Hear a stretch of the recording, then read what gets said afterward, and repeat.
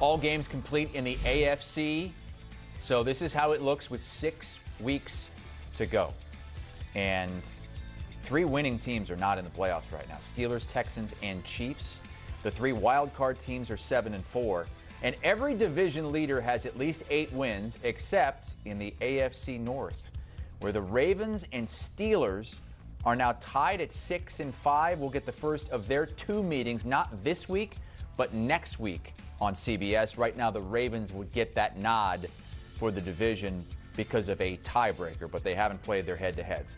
We're going to pick every AFC division winner right now with 6 weeks left with Ran Carthon, and we'll start here. Thought that maybe it would take the Ravens a little bit longer to catch up to the Steelers, but the teams are heading in opposite directions right now, and Lamar Jackson's healthy. Is anybody going to pick the Steelers here to hang on to this thing? Seems like they've already lost it. I'm not. I'm taking the Ravens here, and it's for that reason.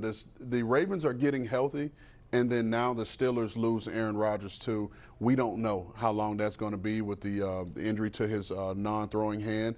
But even if he was in the lineup and he's able to play with that, is how effective can he be? Because he's going to have to play a brand of football in order to protect himself and not be able to play as free. And so right now we're talking about a Ravens team that has won 5 games in a row. And then you look at 4 out of their next 6 games are division games, and you have to play Cincinnati twice and Pittsburgh twice. Now, we got the report earlier that Joe Burrow is expected to be back, and that's going to say a lot for them because mathematically the Bengals aren't out of it, and they feel like Joe Burrow gives them the best chance to kind of close the gap in that division. However, I think the Ravens' defense is actually starting to come around and play better, and now we're into November. We're going to be here in December here very quickly, and then that becomes Derrick Henry time. And it becomes a brand of defense and offense that most of these teams aren't built to defend. And so I believe the Ravens will close it out. You know, we still need to see how healthy Lamar is going to be down the stretch. I think what we've seen out of him not being as willing to pull the ball and run the ball, use his legs, I think is a byproduct of the hamstring injury and him not trusting it, but being healthy enough to be effective on the football field and help them win games. And you mentioned the Bengals, who are likely to get Joe Burrow back this week, and the Ravens do. Is it have to play them twice or get to play them twice at this point? Because you look at the record and they're 3-8, so you would say, yeah, they get to play the Bengals twice, but Joe Burrow is back. That changes things, doesn't it? No, it's have to. It's have to because, like I said, T. Higgins is not going to go this week because it's a short week. He's in concussion protocol. But think about this Bengals offense. This Bengals offense can score points with Joe Burrow out there, Jamar Chase, and T. Higgins. And then you've had Chase Brown, who's ran the ball well here in recent weeks. And so given the Cincinnati Bengals Joe Burrow back in the fold, now we've talked about their offensive line and how the offensive line has been an issue, but great quarterbacks make mediocre offensive lines look decent. And so what's going to happen here is they're going to run some stuff to get the ball out quick, get the ball into the hands of their playmakers. And anytime you have Joe Burrow on the field, you have a chance to win the football game. But still, the Ravens is the pick for Ran Carthon, and they're pretty heavy favorites now at almost minus 400 in Vegas. Let's go to the AFC East, and it's another heavy favorite here as well. The Patriots are about minus 600 to win this thing because they have a 2.5 game lead on the Bills. Yeah, and I think they close it out. I think they're able, at 10-2, I think they're able to close it out because you have remaining games this year against the Giants, at the Jets, and Miami. 3 very winnable games that will get them to 13 wins, which I think would seal it for them. So I think the Patriots finish out here and win the AFC East. If the Patriots do what we think they can do and take care of business against these lesser teams and end up with the 1 seed, would they be the team to beat because of their record and because of the path that teams would have to take? Or are we going to still, go down to whether it's the Chiefs or the Bills or the Ravens, because those teams have been there and done that before? Well, because I picked the Patriots to make the playoffs, but I had them making it as a wild card team. I didn't think that they would have a chance to win the division because I felt like they were a year away from being able to compete to win the division. But as we see here, now I'm predicting them to close out and finish. However, I think once they get to the playoffs, whether they have home field advantage or not, I think some of these teams who are vying for these playoff spots have the ability to score points in bunches. And I just don't think right now the Patriots are built to do so. They have a very sound defense, both with the players they have on the field and structurally in what they like to do. But I think offensively right now, if you look at the weapons that they have, I don't think they have enough weapons to score points in bunches that you're going to need in the playoffs. How about the Buffalo Bills? We know they have Josh Allen, and they have at times scored in bunches. They put up 44 on the Tampa Bay Buccaneers, but then followed that up with a loss to the Houston Texans, sitting there at 7-4. How do you see their rest of the season going? I think they're going to make the playoffs. I think they're going to be that 6 or that 7 seed, and they could be a problem for people because, like we see here on the graphic, this Steelers game that's coming is a very winnable game. They have winnable games here. Their tough test to me is going to be, can they overcome the Patriots and the loss to the Patriots earlier, and where they're going to be at with the Eagles. But I still think they're going to have enough to make the playoffs. But like you said, you have the reigning MVP of the league in the backfield for you at quarterback, which always gives you a chance.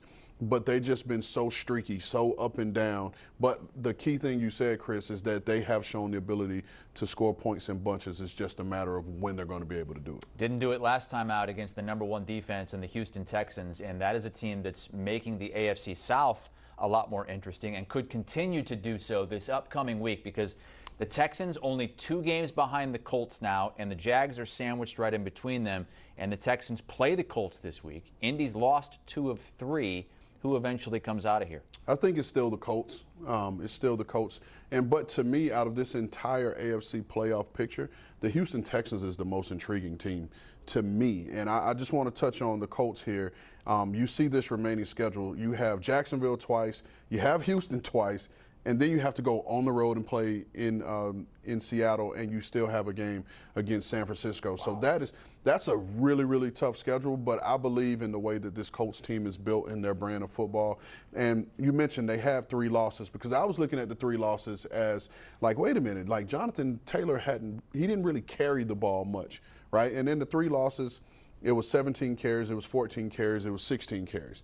But then I dug a little bit deeper and I realized he's only had 3 games this year where he had 20 or more carries anyway, right? As well as he's run, so he's only had that. But the big thing for me that stood out in those 3 losses that they have, they were all on the road and they only scored 20 points in each of those 3 losses. And then you look at it, you have an away game at Jacksonville, an away game at Seattle, and an away game at Houston, which could present problems. And so, but again, I do think the Colts have enough there to where they can close it out and win the AFC South. They still are the -200 money line favorites to take the AFC South. 1-game lead on the Jags, 2-game lead on the Texans.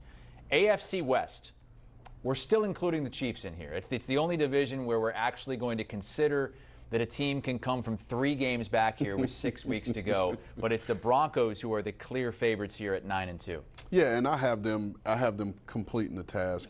Again, we talk about their schedule. You have at Washington, you have at Vegas, then you have Green Bay, you have Jacksonville, you have at Kansas City, and then you have the Chargers. And for me, just all these teams on this schedule that are remaining, I'm looking at the Chargers in the AFC West to go the other way, because they have a very tough remaining schedule, and I'm seeing them go the other way, which is going to allow the Chiefs an opportunity, the Chiefs and the Houston Texans, to kind of vault them and have the opportunity to get in. But I think the Broncos have well positioned themselves to close it out and win this division, because this defense is playing lights out. And then all you have to do if you're the Broncos is get it to the 4th quarter, and then Bo Nix will figure out a way to bring it home. But the thing with the Denver Broncos is they have to find a way to play better and more consistent in those earlier quarters, in quarters 1 through 3, once we get to the back end of this schedule and into the playoffs. Because once we get into the playoffs, anything can happen, and they could potentially be a team that would be one and done in the playoffs. Well, they also have an opportunity, if New England falters and if they continue to play well, to get that 1 seed.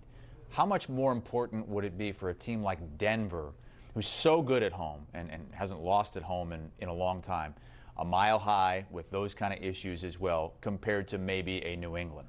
No, it's tough to play in Denver, because not only that, you talked about it, the biggest factor is going to be the altitude. Now, we could pretend, and I know in football world, it's mind over matter. It'll be okay. No, it won't be, because your lungs will burn, and especially it could be warm weather and you're playing at altitude and it's going to hurt. But then you add in the cold weather. That could present problems for a lot of teams. And the crowd at that stadium, it's a loud environment. And like you said, they don't lose games at home. And so establishing themselves to put themselves in position to have home field advantage will be key for the Denver Broncos. All right, you got the Denver Broncos winning the division here in the AFC West. They're minus 290 right now, almost minus 300 to win that thing. As we reassess things with about 6 weeks to go, Ran Carthon picking division winners. As you see the odds, I mean, there's so many teams stacked up there. Look at that basically 6-horse race in the AFC, and there's not much different in odds, all the way from the favorite Colts at plus 480 down to the Buffalo Bills at plus 650. 6 teams right there looked at as potential co-favorites to come out of the AFC. Well, yesterday, Caleb Williams and the Bears took down the Steelers without Aaron Rodgers. Evan Washburn was on the sideline. He'll detail it on the other side.